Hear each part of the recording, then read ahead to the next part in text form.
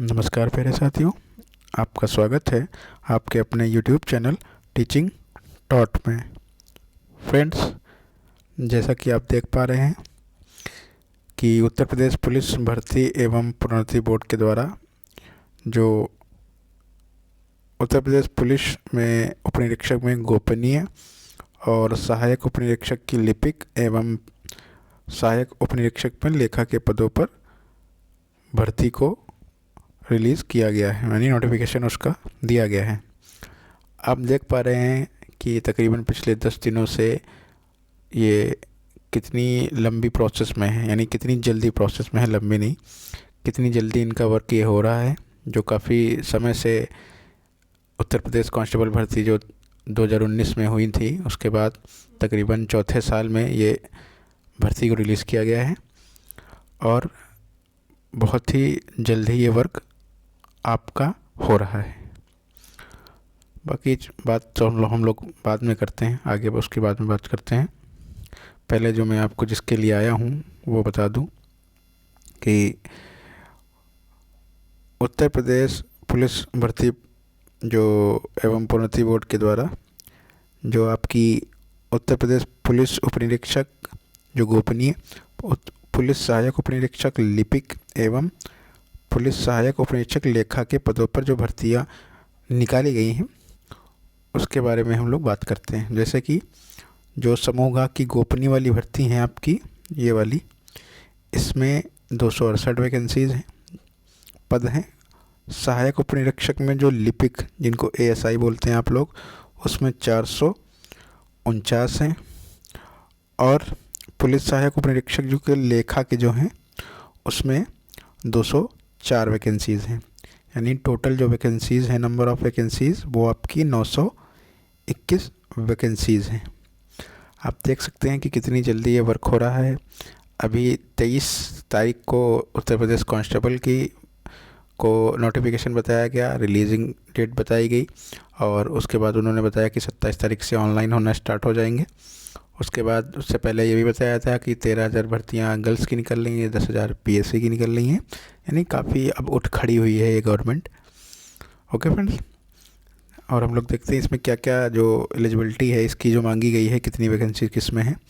देखिए, अनारक्षित श्रेणी में जो 114 वैकेंसीज़ हैं आप देख पा रहे होंगे। आर्थिक रूप से कमज़ोर यानी EWS में 25 वैकेंसीज़ हैं। गोपनीय की बात कर रहे हैं, आप लोग सोचे कि कंफ्यूज हो जाएंगे, गोपनीय में बात हो रही है। इसमें वैकेंसी जो नंबर ऑफ़ वैकेंसीज़ हैं, जनरल के लिए 114, 25 आर्थिक रूप से कमज़ोर, 71 जो आपकी हैं ये आपकी हैं अन्य पिछड़ा वर्ग के लिए, अनुसूचित जाति के लिए 54 और अनुसूचित जनजाति के लिए 4 वैकेंसीज़ ये गोपनीय में आपकी हैं। हम लोग आगे बढ़ते हैं। उपनिरीक्षक को लिपिक की जो ASI वाली है 186 अनारक्षित के लिए, EWS के लिए आपके 43, 120 अन्य पिछड़ा वर्ग और 93 अनुसूचित जाति यानी SC के लिए, 7 ST यानी अनुसूचित जनजाति के लिए। Total number of vacancies 449।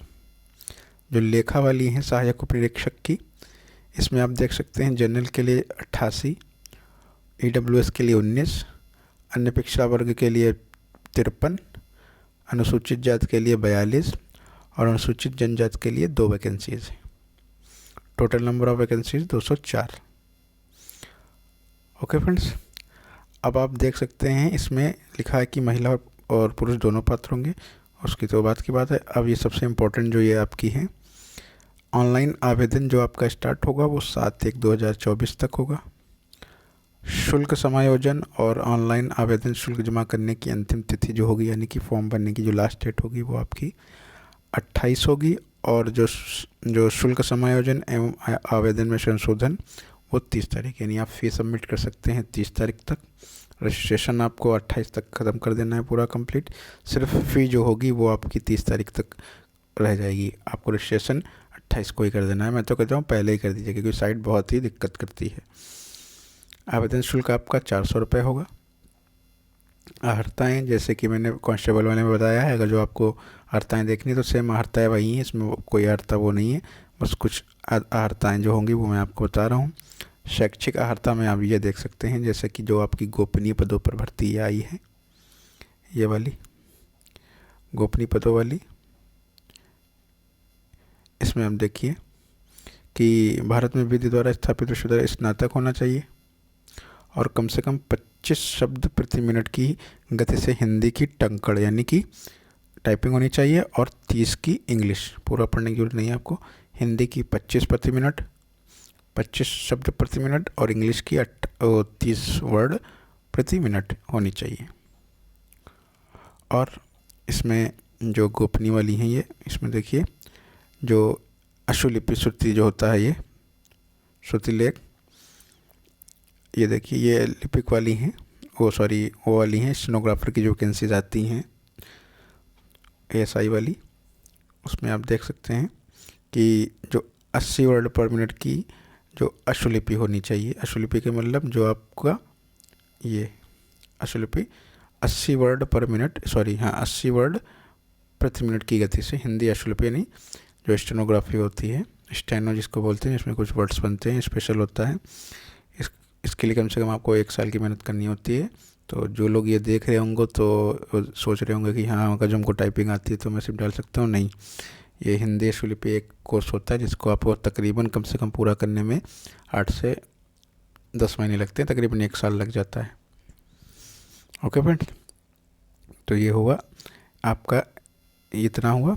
और आगे और जो नीलिट यानी, हाँ ये सबसे इम्पोर्टेंट ये है कि कोई एक भारत सरकार के, ये देखिए यहाँ पे लिखा है भारत सरकार के राष्ट्रीय इलेक्ट्रॉनिक एवं सूचना प्रौद्योगिकी संस्थान से कंप्यूटर में O लेवल यानी O लेवल होना चाहिए, या तो सरकार द्वारा उसके समक्ष मान्यता प्राप्त कोई अर्हताधारित आवश्यक है। या तो O लेवल होना चाहिए या उसके समक्ष मान्यता प्राप्त कोई अर्हताधारित करना आवश्यक हो। मैं आपको ये बता देना चाहता हूँ कि जो लोग CCC के कन्फ्यूजन में होते हैं तो CCC इसमें नहीं लिया जाएगा। ओके फ्रेंड्स, आगे बढ़ते हैं। अब उपनिरीक्षक के लिए देख लेते हैं, थोड़ा जल्दी करते हैं हम लोग। इसमें भी स्नातक मांगा गया है, 25 मिनट की हिंदी टाइपिंग और 30 मिनट की अंग्रेजी टाइपिंग उसकी होनी चाहिए।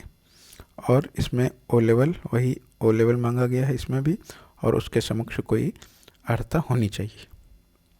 ओके फ्रेंड्स, लेखापत के लिए आप देख सकते हैं कि भारत में विधि स्थापित वाणिज्य में स्नातक की उपाधि होनी चाहिए, सबसे इम्पोर्टेंट वाणिज्य में स्नातक की उपाधि, और कम से कम 15 शब्द प्रति मिनट की गति से हिंदी टंकड़, इसमें कम मांगा गया है। 15 शब्द पर प्रति मिनट की स्पीड से आपकी टाइपिंग होनी चाहिए। इसमें इंग्लिश की नहीं मांगी गई, सिर्फ हिंदी की बोली गई है। और इसमें भी O लेवल और उसके समक्ष कोई अर्हता आपके पास होना ज़रूरी है। ओके फ्रेंड्स, बाकी आगे के बारे में ये टिप्पणी यही दी है कि अपीयरिंग नहीं लेंगे, अपीयरिंग को नहीं मौका दिया जाएगा, देखिए लिखा है इसमें। और डोएक नीलेट से O लेवल की समकक्षता विषयक शासन है, ये इतनी कोई इम्पोर्टेंट वो नहीं है। आगे हम लोग एज का जो आप देखते हैं, 21 वर्ष की आयु पूर्ण कर ली हो और 28 वर्ष से अधिक की आयु पूर्ण ना की हो, यानी 21 से 28 की एज इसमें बोला गया है। ओके फ्रेंड्स, पूरा चाहें तो आप देख सकते हैं कि अभ्यर्थी ने दिनांक 1/7, पूरा पढ़ देता हूँ, 1/7/2023 को 21 वर्ष की उपाधि पूरी कर ली हो और 28 वर्ष से अधिक की आयु उपाधि ना पूरी की हो। जन्म दिनांक 1/7/1995 से 2002 तक। ओके फ्रेंड्स, और परंतु अन्य पिछड़ा वर्ग अनुसूचित यानी 5 साल का रिलैक्सेशन जो मिलता है उत्तर प्रदेश में, वो मिलेगा पिछड़ा वर्ग और अनुसूचित जातियों और अनुसूचित जनजाति को। चरित्र ये कोई इंपॉर्टेंट नहीं है, सब मैं पढ़ चुका हूँ पहले ही, तो इतना कोई इंपॉर्टेंट नहीं, जो होगा इंपॉर्टेंट मैं बता दूंगा। शारीरिक स्वास्थ्य, इसमें भर्ती की प्रक्रिया वही होगी जो ऑनलाइन परीक्षा सबसे पहले होगी। ये देखिए जी, सिलेबस बहुत इंपॉर्टेंट। सामान्य कंप्यूटर ज्ञान, हिंदी और कंप्यूटर ज्ञान आएगा इसमें से। सामान्य जानकारी सामयिक विषय होगा। संख्यात्मक एवं मानसिक योग्यता, मानसिक परीक्षा और बुद्धि लेवल परीक्षा और तार्किक परीक्षा, ये 100 नंबर की, यानी कि आपका 400 नंबर का पेपर आपका होने वाला है। ओके फ्रेंड्स, लिखित परीक्षा में प्रत्येक विषय में कम से कम 35% अंक आपको और कुल 40% अंक करने में विफल रहने वाले अभ्यर्थी, ये इसको मैं अच्छे से थोड़ा पढ़ देता हूँ आपको। ये देखिए इसमें लिखा हुआ है कि लिखित परीक्षा में प्रत्येक विषय में 35% अंक और कुल 40% अंक प्राप्त करने में विफल रहने वाले अभ्यर्थियों के लिए पात्र नहीं होंगे। यानी तकरीबन 35 से 40% आपको नंबर लाने ही हैं। कंप्यूटर आधारित लिखित परीक्षा प्रणाली के माध्यम से लिखित परीक्षा एक ही दिनांक, एक ही पाली में अथवा एक से अधिक पाली में अथवा एक से अधिक दिनांकों में विभिन्न प्रश्न पत्र के साथ विभिन्न पालियों में कराई जाएगी। ठीक, कंप्यूटर आधारित होगा, यानी CBT एग्ज़ाम होगा ये आपका। ओके फ्रेंड्स, नॉर्मलाइजेशन के लिए जो आपका दिया है ये उसको इम्पोर्टेंट नहीं इतना, हम लोग आगे बढ़ते हैं। बाकी इसमें कोई इतना इम्पोर्टेंट है नहीं, जो है वो मैंने बता दिया। शारीरिक, इसमें ये देखिए पुरुष के लिए न्यूनतम शारीरिक मानक देख लीजिए, 163 लंबाई होनी चाहिए। इसमें लंबाई थोड़ी कम मांगी गई है, 163 लंबाई मांगी गई है। 156 पुरुषों के लिए मांग दी गई है जो अनुसूचित जनजाति के हैं, उनकी कम मांगी जाती है। सीना 77 होना चाहिए और फुलाने पर 82 होना चाहिए, और कम से कम 82 यानी फुलाने पर। अनुसूचित जातियों के लिए 75 सेंटीमीटर बिना फुलाए और फुलाने पर 80 सेंटीमीटर। किसके लिए? अनुसूचित जनजाति के लिए, यानी सिर्फ इसमें STs को वो मिलता है, बाकी जनरल, EVS, EWS उनको सबको नहीं। उनके लिए 77 से 82 मांगा गया है और इनके लिए मांगा गया है 75 से 80 STs के लिए। आगे बढ़ते हैं। महिलाओं के लिए ये दिया गया है 150 सेंटीमीटर आपकी हाइट होनी चाहिए, और जो जनजाति की है उसको 45 में चल जाएगा। बस इनका वजन 40 किलोग्राम से कम नहीं होना चाहिए। ओके फ्रेंड्स, एक्चुअली ये इतना कोई इम्पोर्टेंट है नहीं इसमें, बस यही इम्पोर्टेंट है। चरित्र यापन ये इतना लंबाई, ये कोई इतना इम्पोर्टेंट है नहीं कुछ। बाकी जितना इम्पोर्टेंट था वो लगभग मैंने आपको बता दिया है। ऑनलाइन आवेदन की प्रक्रिया आप हमेशा उसी UP इनकी साइट पे जा सकते हैं, uppb.in से, वहाँ से कर सकते हैं, या सीधा आप सरकारी रिजल्ट पे जा सकते हैं, उस पर से भी आपको ऑनलाइन करने के लिए मिल जाएगा। ये पूरा मैंने आपको बता दिया, बस बाकी इसमें बहुत इंपॉर्टेंट कुछ है नहीं। ये पूरा सिलेबस आप एक बार देख सकते हैं। सामान्य हिंदी है, सामान्य हिंदी जो इसमें आती है कांस्टेबल वगैरह में, वैसे ही हिंदी इसमें। कंप्यूटर ज्ञान है, basic computer and fundamental, Microsoft, ये सब है। और सामान्य जागरूकता जिसको करंट अफेयर्स बोलते हो, जनरल अवेयरनेस बोलते हो, और सामायिक विषय यानी current affairs, general awareness, current affairs, इसमें दोनों आ जाते हैं। और ये मैथ्स हो गई आपकी, न्यूमेरिकल एंड मेंटल एबिलिटी, ये आपकी मैथ्स हो गई, जिसमें कि 2 पार्ट होते हैं। एक संख्यात्मक योग्यता परीक्षण होता है का वाला, दूसरा मानसिक योग्यता परीक्षण होता है, मेंटल एबिलिटी टेस्ट होता है। ओके फ्रेंड्स, ये होता है। सेम सिलेबस वही जैसा है। फिर ये आता है IQ टेस्ट, रीजनिंग में आ जाते हैं आप लोग। बुद्धि परीक्षा होती है और तार्किक परीक्षा, रीजनिंग, ये उसी में आता है। ये वाला तार्किक परीक्षण में आता है। ओके फ्रेंड्स, ये हो गया आपका पूरा। इतना जो इम्पोर्टेंट बातें थी वो मैंने बता दी हैं। आई होप आपको समझ में आया होगा। देखिए, अब गवर्नमेंट बहुत ही फुल मूड में है एग्ज़ाम को कराने में। जैसा कि आपने देखा कि 11 तारीख का जो एग्ज़ाम था वो 18 को अभी मांगा गया है। 11 तारीख को तो नहीं होगा एग्ज़ाम, मैंने पहले ही बता दिया था। यानी अब बहुत फुल प्रोसेस में है, मतलब बहुत ही उठ खड़ी हुई है, बहुत ही जल्दी वर्क करवाने में ये लगी हुई है गवर्नमेंट, क्योंकि इलेक्शंस हैं। और देखिए, कांस्टेबल का एकदम से निकाल दिया, 40 दिन, तकरीबन 45 दिन बाद पेपर है। ऐसे ही ये भी भर्ती निकाल रहे हैं, लेखा वाली निकाल दी, गोपनीय वाली निकाल दी, सब निकाल रहे हैं। और बहुत जल्द आपको जो SI की भी वैकेंसीज सुनने को आपको मिल सकती हैं। तकरीबन मुझे लगता है कि जनवरी के फर्स्ट वीक में वो सारी वैकेंसीज आ जाएंगी।